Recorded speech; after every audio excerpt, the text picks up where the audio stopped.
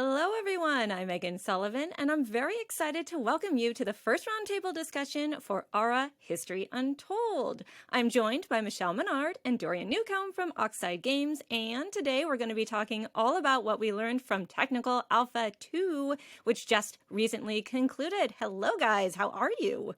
Hello, doing well. How are you? I'm excellent. How are you doing, Dorian? Pretty great. This has been a fun TA too. Oh boy, I can't wait to hear all about it. So, because players had so much to do and they had their hands full, I'm just going to dive right in and I'm going to ask you, Michelle, what were some of the new significant features for Technical Alpha 2? Yeah, we had a ton of new stuff in this technical alpha. If you happened to play in the first one, you would have seen this for yourself, but the game basically doubled in size between the two alphas. So one of the big ones first was act transition. And that's a big moment in time where basically once a certain number of nations get to a threshold, a certain point in technological history, the game pauses. And there's a whole bunch of map cleanup that takes up, the lowest scoring people are removed. There's a lot of new interesting features that are added, the map shifts a little bit, and so it's a really neat reflection point for people to kind of take a breather, step back, and then jump back in. We also added in naval gameplay, so boats and fishies and coastal improvements, triumphs, a whole bunch of water gameplay that really expanded out the map itself. And speaking of the map, we also finally got in our procedural map generation system. So if you'd played in TA1, you would have noticed that there was a single map. It was static. That was more for us to make our lives a little easier. So this time around, we got in our procedural generation system, and it sure looked like you guys had a blast creating tons and tons and thousands of different unique maps and just playing a little crazy on it, which was awesome to see. Wow, that sounds like a lot of really cool stuff. But I have to ask you, Dorian, were there any challenges with these new features that you found surprising or interesting? For sure. I mean, everything about game development is a huge challenge and often a painful challenge.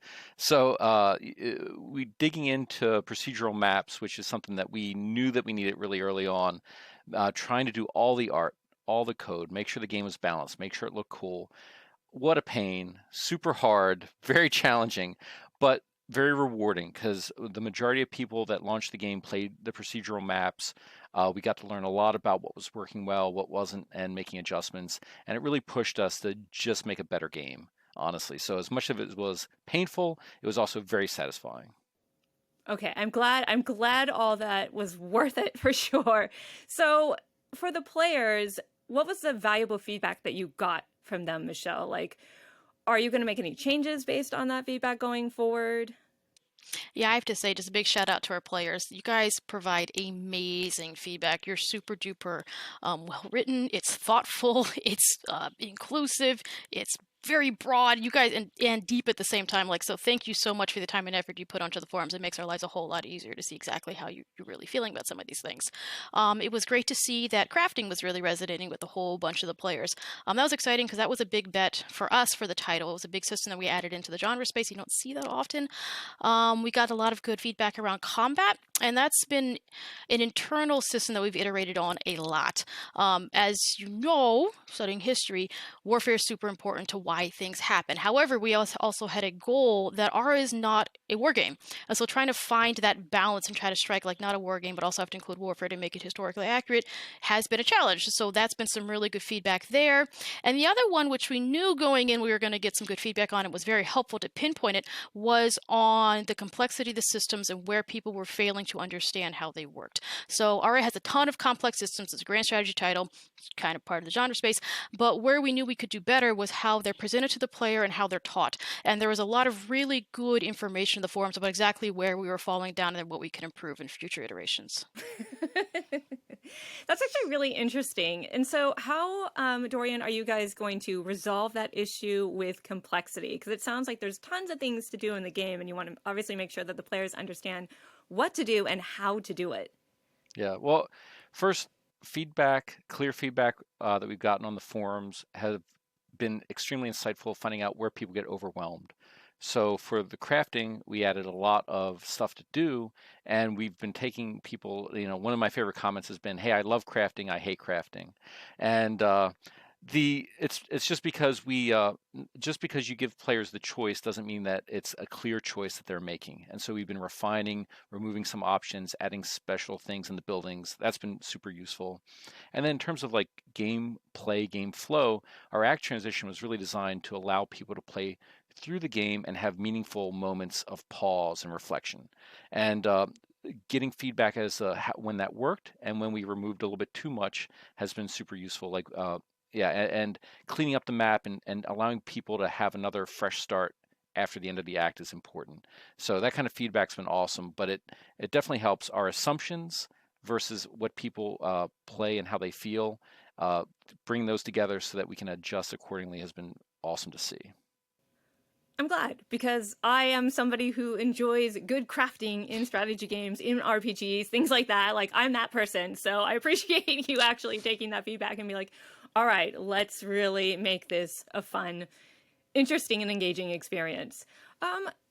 With that said, speaking of fun, what other fun stats or key pieces of information did you find interesting? You know, something that'll end up influencing the rest of the development process leading up to launch. What do you think, Michelle? Well, some of the neat stuff that we like to see where people were prioritizing certain kinds of stats on their citizens more than just like everyone was super concerned about making their people happy, which made me super happy because like, oh, they're your little people. You want to be a good benevolent ruler. They also wanted to make them wealthy and, educated. And apparently no one cared about making them healthy, which was a wee bit surprising in our current day and age, but it's fine. Everyone was super big into that. We had some good information about what triumphs people like to build. It was different than in the first TA1, which was pretty cool. Everyone was really super into the Hanging Gardens of Nineveh this time around and not Stonehenge. And yeah, they liked the Artisan Studio as a crafting building more than the Forge, which also made me super happy again because not a war game. I was like, yay, they're building luxuries and paintings and things. I'm so happy. Yes, those things are important. It's not all about war. It's about Yeah. society and culture and good things. What do you think, Dorian? Do you have anything to add to that? Yeah, no, we were looking at the types of leaders folks are playing with, and I think last time around, George Washington was played a bunch, but this time it was Elizabeth that was the most popular leader, and so, and it's sort of, we have a lot of great leaders to choose from, and I think giving people the choice of who they want to be and how they want to go is, it's fun to see where they lean to first, but we want to make sure that we have other options second time around, third time around, so make sure that it's a good experience for their first choice to their last. That's George Washington. Now, is this Queen Elizabeth the First or second, though? I gotta ask. Oh, the first. Oh, the first. Okay, that is Shakespeare's queen.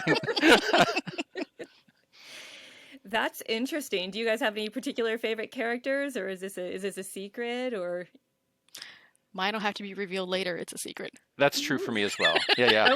okay. By far, my favorite has not been revealed yet.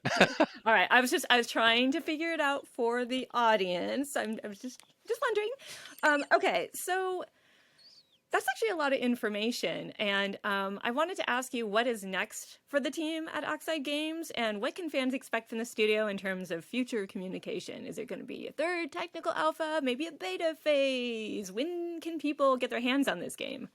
So if you want to find out more, the first thing you should do if you haven't already is sign up for the Insider program. We drop a lot of cool information about the game there. You can read some dev diaries, and if you ever want to play in a future alpha, that's where you need to go do it. That's where you get your opportunity. The other thing to do is to follow us on social media. We're going to be revealing soon some really cool new features about the game, such as historical paragons. So make sure you signed up there if you want to find out the latest and greatest. Awesome. Fantastic. Well, thank you guys for joining me today. I appreciate it. No problem. Thank you for having us. And just again, a big thank you to all our players out there who participated in TA2 and took the time to write responses on the forums. I can't say enough how important it is to the team and how great and insightful, well-written, thoughtful, and deep all your responses have been. It's been truly a pleasure to read through all of them. So thank you again, everybody, for playing. Fantastic. Thank you again for being here today, and I will see everyone on the next episode.